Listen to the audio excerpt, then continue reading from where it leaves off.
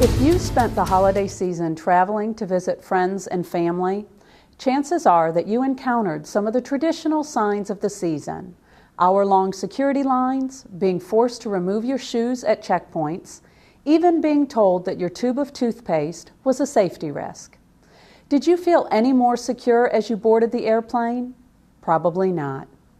In fact, I can only think of one airline passenger who took to the friendly skies with a sense of confidence this Christmas, and he had a bomb in his underwear. When Umar Abdul Muttalib decided to bring his own personal brand of jihad to American shores, he didn't find much resistance from our national security community.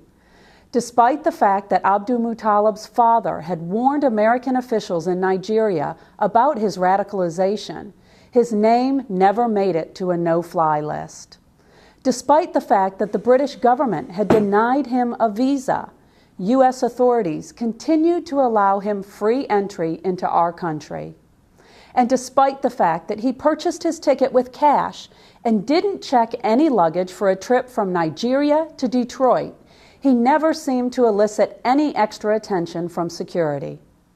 The only way we could have made him more comfortable would have been dispatching Joe Biden to fluff his in-flight pillow.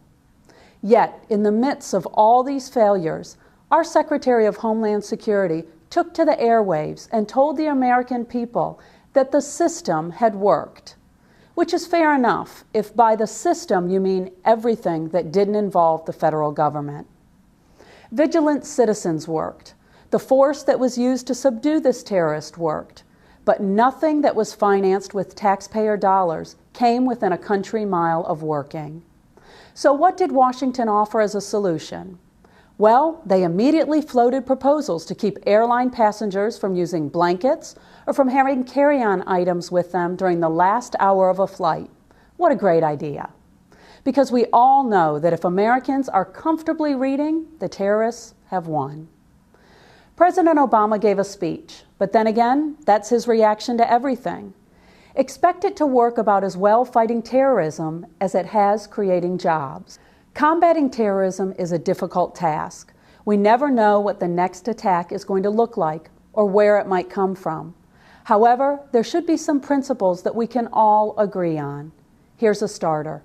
If you think that the biggest threats to the nation are Guantanamo Bay, blankets on airplanes, and passenger profiling, then you're probably not taking the problem seriously enough.